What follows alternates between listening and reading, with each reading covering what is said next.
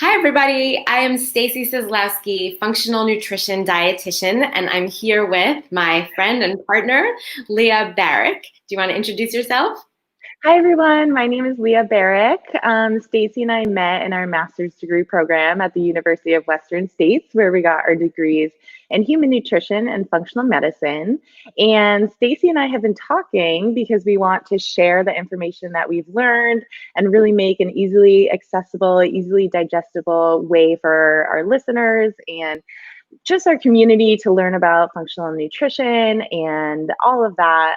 So we decided to make a podcast. So this is our first one, and we're super excited. And we just want to, make it easy to digest, easy to understand, and create actionable tips for you to take home and help you get healthy, stay motivated, all of that. So without further ado, we're going to get going. Our first podcast is all about inflammation. So this is a huge topic. We're going to try to cover it and in detail, but not too much detail, so it doesn't take hours and hours. But without further ado, I will go ahead and let Stacy get started. Thanks, Leah. So inflammation, we hear so much about this topic, and I think there's a lot of confusion over, well, how do you even know if you are inflamed? And if you are, what should you do about it? And so I thought we'd start kind of from the basics, right? So the very classic signs of inflammation are redness, heat, pain, and swelling. Now, these are obvious signs when we endure an injury, or even sometimes when we are exposed to a germ, right? Then we might have a fever or something that it shows us one of those signs of inflammation. And that is really critical process that our body has to go through to heal the injury, the physical injury, or to engulf the germ and rid it from your body. So without inflammation, we would not be able to survive. It's really our defense and protection against all of the, outside invaders and pollutants and things that we are always exposed to. I think that the problem starts to arise when there's inappropriate inflammation, right? When the inflammation continues to linger on, when either your body's first inflammatory response was not powerful enough to completely rid your body of that toxin or germ, or to completely heal the injury, then sometimes inflammation will continue to linger on. So that's one issue with chronic inflammation, is that when you're not powerful enough to get rid of that first toxin or germ or injury. And then the other inappropriate inflammation, like I like to say, is when our bodies are reacting to something that we would normally think is not inflammatory. And this can be a type of food. Sometimes now that we unfortunately in the United States, we eat the standard American diet, and a lot of the foods that we eat are processed foods, which means that there are ingredients added to the food, or that the original ingredient was changed so much that our bodies no longer recognize those things as food. And although our minds think, oh, we're just eating this chip or this, food that came in a package and it's normal for us, our bodies may create an inflammatory response because those foods are not recognizable to the insides of our body. Does that all make sense? Totally. And I think, when most people think of inflammation or they hear the buzzword inflammation, they think, oh, it's horrible, it's bad, we need to get rid of it. And that's not necessarily true. With most things in nutrition, there's a lot more nuance there. And so I think it's just important to distinguish, acute versus chronic inflammation. So acute inflammation, let's say you're riding your bike and you fall off and you hurt your elbow and it's red and puffy and inflamed. That's actually good. We want that. That's the healing process. Same thing when you come across a virus or a bacteria and your body increases its inflammatory response. It should be doing that because that helps us fight the toxin or the bacteria, the virus, whatever it is, and helps the body heal from that. versus chronic inflammation, which is this low grade ongoing thing, I like to compare it to like a fire, right? So if we have this huge fire, that's our acute response versus, if you put out the fire a little bit, but there's still some coals burning or there's still a little bit of a flame and it's just constant, that little bit of heat that's chronically going. And like you said, the standard American diet just perpetuates that. So it's ongoing. And when you have that chronic response, then your body's acute response doesn't work as well. So it's really important to be able to control the amount of inflammation, and not just say all inflammation is bad or have that ongoing chronic inflammation. You really want to nip that in the bud because inflammation, chronic inflammation in particular, is the underlying cause of so many different diseases. So really addressing that is super important. Yeah, that's exactly it. And I think that it's helpful to decipher between, well, do I have this like injury that I endured that just is not healing? And so then you may have to promote and almost promote an inflammatory response to help your body get rid of that lingering injury or germ, as opposed to, well, am I having inflammation because I'm just eating an quote inflammatory diet, and in that way we need to then change the diet and take herbs and foods that are anti-inflammatory. So we have to decipher between times when we want to promote inflammation to really help your body get rid of something, as opposed to promoting anti-inflammation. And I think that's where it's helpful to really work with a practitioner who can analyze, well, what type of inflammation are you dealing with? And so that we know which food or herb will be best for you. Yeah, absolutely. Very well said. And especially, you have to treat it as an individual thing. So for one person, a certain herb or nutrient or whatever could be super immune modulating, really help strengthen their immune system versus someone else who might have an autoimmune disease or something or an overactive immune system. If they took that same herb or that same supplement, that could be devastating for them, right? Because they could just amp up their immune system even more. So having a Exactly. targeted approach is so important. And it's really hard when everyone hears, oh, this herb is anti-inflammatory, and then they try it and they have a horrible reaction. They may not understand why. So I think this is a really important topic for people to understand that it totally depends on your unique situation. And there's different ways to get rid of that chronic inflammation in a way that will work for you. Yes.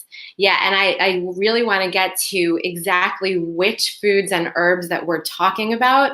But exactly like you said, when you hear so much information about all the foods that are, quote, anti-inflammatory, and yet if you're that person that has that lingering injury or lingering infection that is not healing, and then you go and load up on those anti-inflammatories, you could be worsening the problem because you're not going to allow your own natural immune system to fend off whatever that, germ or injury was. And instead, you're going to tell your body to be anti-inflammatory and not allow inflammation to go through the healthy, natural way. So yeah, I think that it's really important to decipher between what your own individual situation is. Totally. Yeah, that was really well said. And, I do think with that being said, with the individual approach, there are certain things that work for Yeah. just about everyone. I like to call them the low hanging fruits, the easy things that pretty much work for most people. There's going to be more nuance depending on the individual, but I like to talk about just more general tenets. So, if you want, Stacey, I can go ahead and jump right into Yeah. that. Love it. So basically, we really want to focus on an anti-inflammatory diet. So there is so much you can do with diet and lifestyle. I'm going to talk about diet a little bit first, and then we'll address some lifestyle things as well. But first and foremost, we really want to take out those processed foods. So like Stacy was saying, that standard American diet, all of those processed foods, those grains, anything that comes in a bag or a box and has a list of 20 ingredients, half of which you can't pronounce, the other half you might not know what they are. That's not real food. So we want to focus on real whole food. We want to take out those added sugars, those refined sugars, high fructose corn syrup, sucrose, All of these things can cause inflammation as well as other high glycemic foods. So that's things like refined grains, crackers, white pasta, white rice, anything that really spikes your blood glucose levels.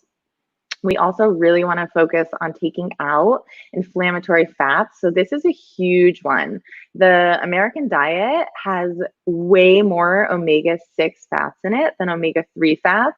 And so basically, we want the ratio of omega-3 to omega-6 to be somewhere between 1 to 2 to 1 to 4 omega-3 to omega-6. And right now, it's pretty much like 1 to 20, that kind of ratio. So we have way more omega-6 fats in there than we do omega-3 fats. And I'll talk a little bit more about what those are and how you can balance that out in a minute. But we also want to focus on avoiding trans fats, fried foods, vegetable oils like peanut oil, sunflower oil, safflower oil, canola oil. All of these are really high in those omega-6 fats. We also want to focus on the quality of our proteins. So getting foods from factory farmed animals is way more inflammatory than foods that are from animal products that are grass-fed, grass-finished. The nutritional profile is so different. And so those grass-fed, grass-finished organic products are going to have a way better ratio of omega-3 to omega-6 and a better ratio of saturated fats as well. The other thing which Stacy mentioned, environmental toxins. So this is a huge one, and people don't really think about this a lot, but we are exposed to so many toxins every single day, and daily is just increasing. So avoiding those when we can, everything from, non-stick pans that you cook with to BPA and canned goods to smelling gas at the gas station, to beauty products, like the list is seriously endless. So the more that we can avoid those, the less work our immune system has to do and our detoxification systems have to do to get those out. So it'll help create a more balanced immune system and help us be ready for when we inevitably do come across, toxins and viruses and bacteria, because we don't live in a bubble, right? We are going to be exposed to these things. So that's why we really want to focus on modulating our immune system so that it's ready to attack in the way it should, increase its inflammation, decrease when necessary. And then we also, like you mentioned as well, we really want to avoid those foods that we're sensitive to. So this is a very individual thing. Certain people are sensitive to dairy, others gluten, others corn, soy. It really depends on your situation. And again, that's where working with a professional can really help you identify. But if you're eating these foods that are causing an ongoing inflammatory response in your body, it's going to cause chronic inflammation. So until you stop eating those, and not to say that you can't ever eat them again. You might have to do, a gut healing protocol or something else with a practitioner to really help your body heal so that, you can consume those without having that inflammatory response. But before you do that, if you keep eating these products, you're likely going to continue having inflammation from them. Another one is alcohol. People really don't want to hear this one, but alcohol does contribute to inflammation. So definitely thinking about that is helpful as well if you're trying to lower your inflammation. And then lastly, just anything that's going to alter your gut microbiome or your gut permeability. So, leaky gut is such a buzzword these days. And there are so many things that cause leaky gut. And most people don't realize this, but 70 to 80% of your immune system is actually in your gut. So gut health is crucial.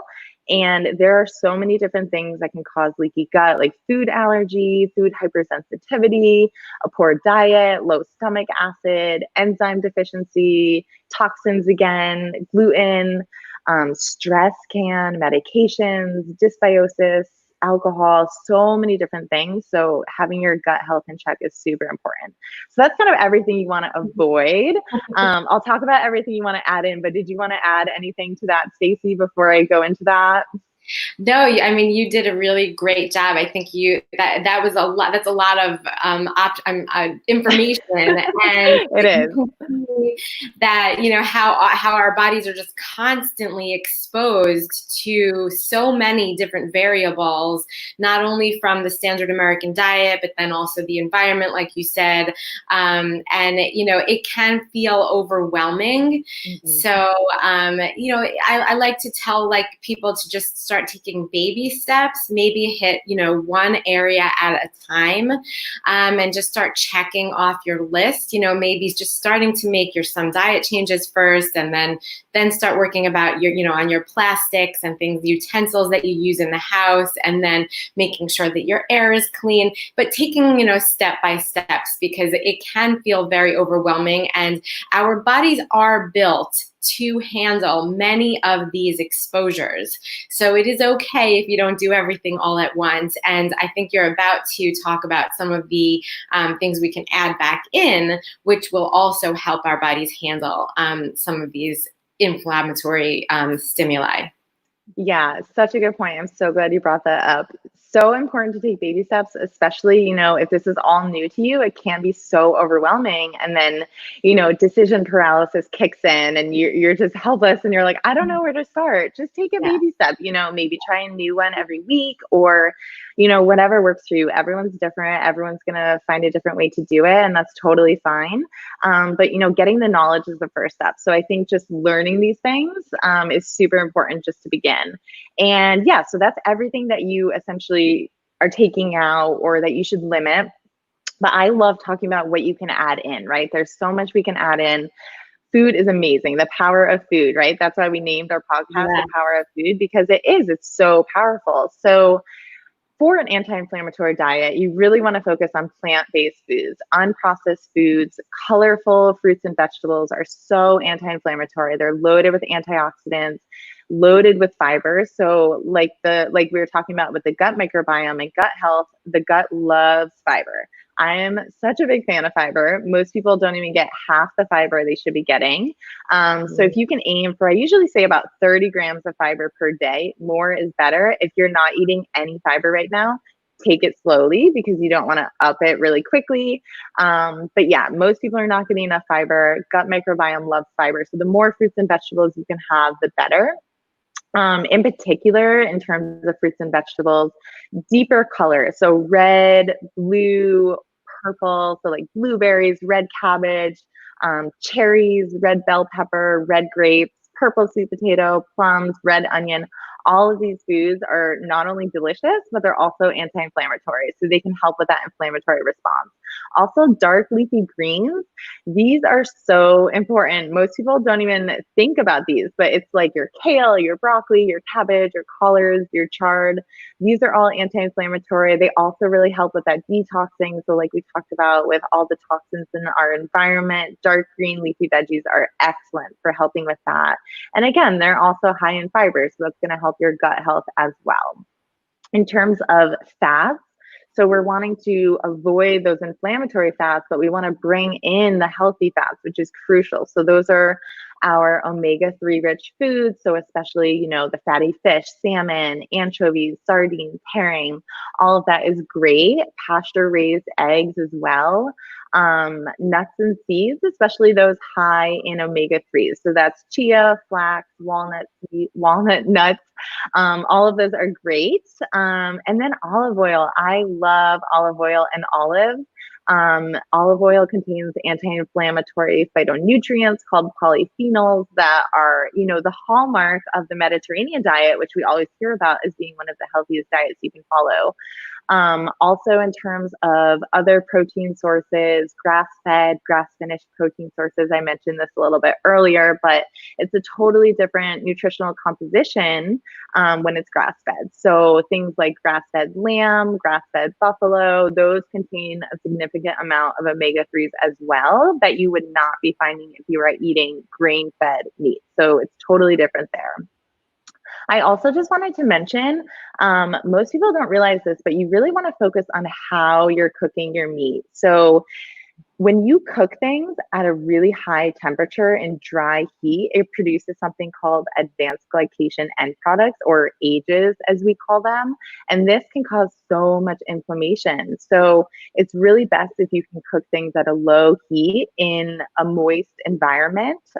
So things like boiling, poaching, stews, that kind of thing are great.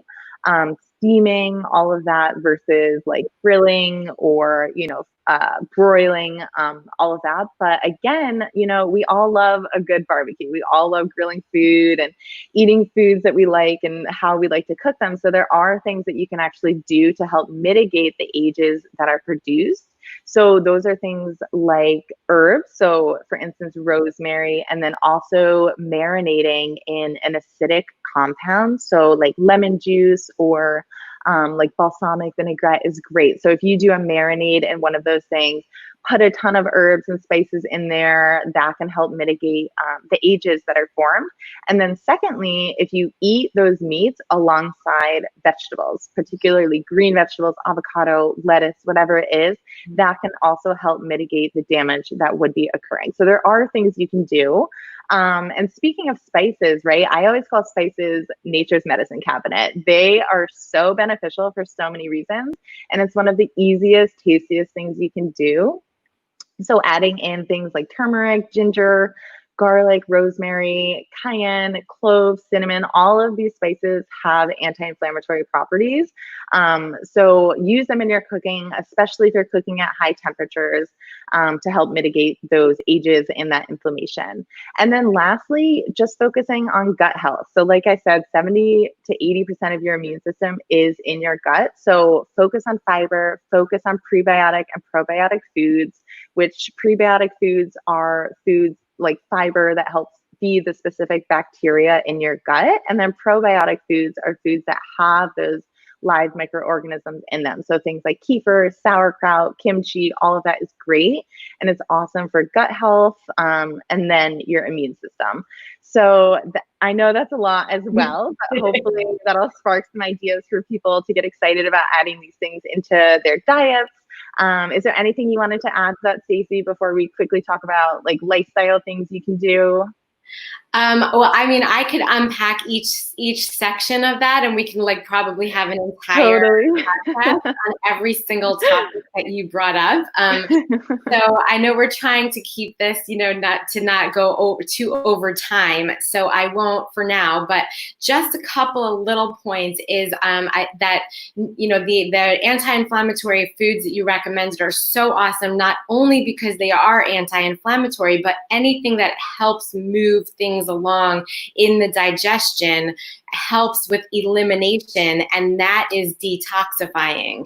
So making sure that you're having regular bowel movements is a good way to know that you're eating adequate amounts of fiber. And you did mention that the 30 grams, just to put put that in perspective a little bit with food. I do try to recommend that people start to eat about 1 to 2 cups of fruits and or vegetables at each meal.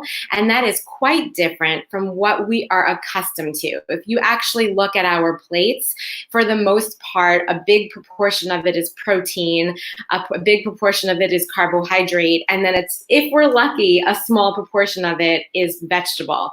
I really want to teach people how to proportion their plate so that most of their plate, like you said, plant-based is vegetables or fruits, and that a smaller proportion would be the protein and a smaller proportion would be the carbohydrate, and hopefully that carbohydrate would be high in those prebiotics like you mentioned. So the resistant starch foods like beans, potatoes, rice, those are all prebiotic foods. So I mean, that's again repeating tons of amazing information, but we'll have many podcasts to dig into this even further.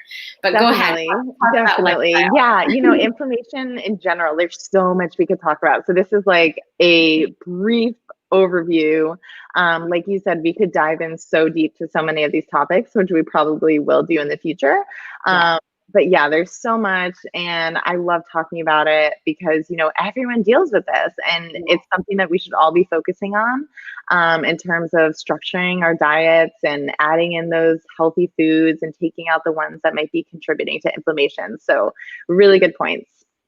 So in addition to food, there are lifestyle things that we can do. So stress is a huge contributor. So we really want to focus on decreasing stress, and that's going to look different for everyone. It might be meditating, it might be going for a walk in the woods, it might be, painting. Everyone has their own thing that they like to do that helps them decrease stress. So really focusing on that is important.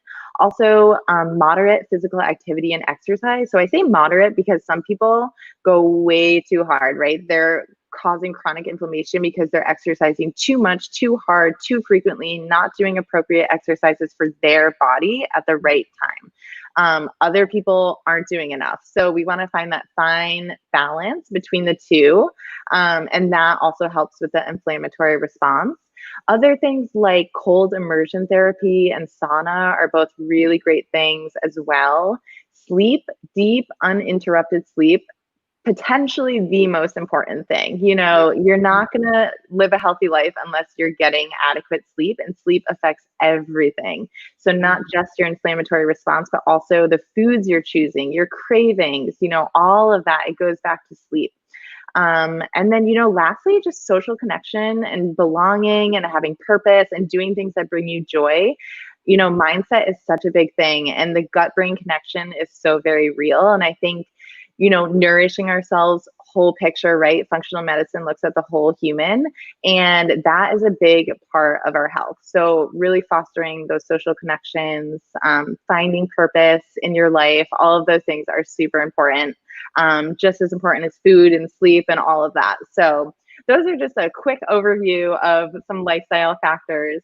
Did you want to add anything to that, Stacey? That was a really great list. I would just say with the stress, because that's something that people are just like, well, how am I supposed to just lower it? You can't just lower, And I think it's because we can't, we absolutely can't. We can't control the things that we're always being faced with. Things happen that are out of our control.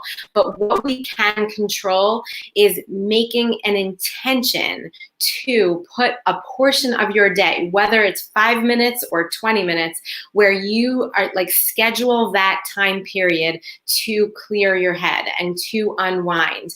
And it may even entail, like I said before, having an intention to every single time before you are about to eat a meal, you may have to take a little breathing session, because your bodies either go through a system of rest and digest, or a process of fight or flight. And if you are in fight or flight, you are not going to be able to rest and digest, which are the healing, processes in our body. So breathing before you eat and putting a few minutes of every single day scheduled for stress relief.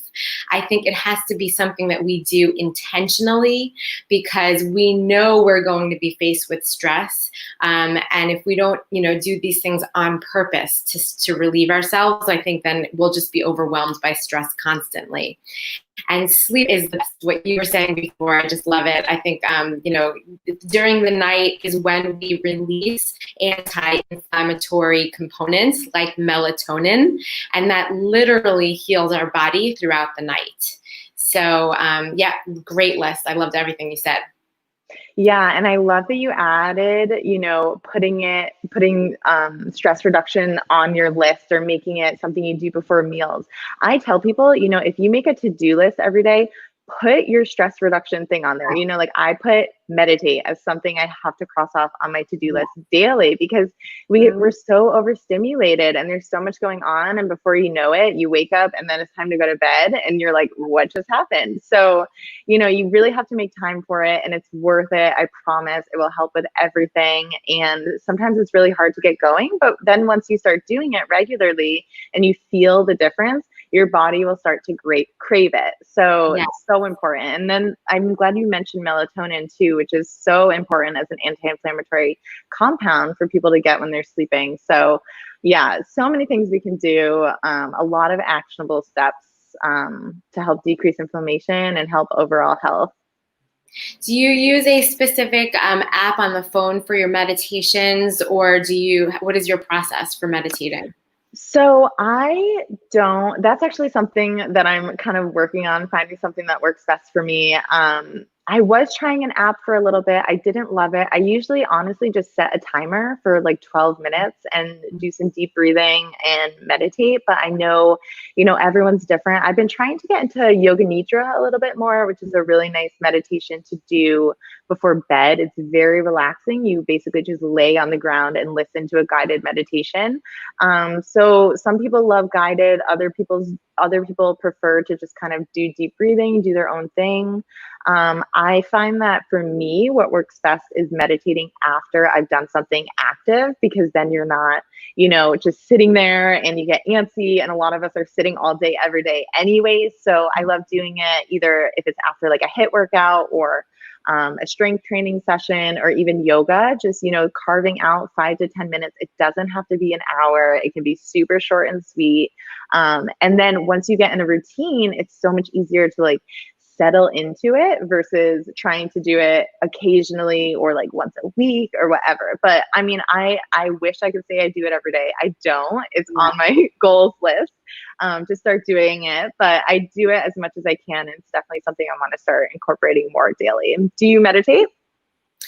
Well, so it's kind of one of those things that my whole life I just thought it was like sort of that weird thing that I'd never tried it. But then as I've learned, the more I learn, and the more I realize how much stress just affects us, I realize how important it is. So I actually do use an app. I use Calm, CALM. Have you heard of that one? I have. I've heard of that one. And Insight Timer was the one that I was using before. Yeah, I've heard of that, and Headspace, but Calm is the one that I use. And I actually love it. They have really short, 10 or 15 minute ones. And they have these sleep stories, because I'm also one of those people that struggles with falling to sleep at night with just like, stopping my mind from speaking all night long, like just cutting everything off. So those sleep stories, and the great thing about Calm also, and this is not an advertisement for them, one of the great things is that you can download the stories and the meditations so that you can put your phone into airplane mode while you listen to them at night. And that's another thing that I do recommend for sleep hygiene, is to try to keep your devices on airplane mode or far away from you, because you don't want that stimulus going to your head all night long. So that's one of the things I liked about Calm, is that you can download all of those and keep your phone in airplane mode. That is such a good tip, because that's usually why I don't do that kind of thing, because I do put my phone in airplane mode and then I don't have them downloaded. So I'm definitely going to look into that. I also love that you mentioned sleep hygiene, which is so key. So again, this isn't like a sleep podcast, but just really quick, making sure your room is totally dark is a game changer. Keeping the temperature cooler is really important too. So if you have trouble falling asleep at night, try turning down the thermostat to like 68 or like 65 if you can.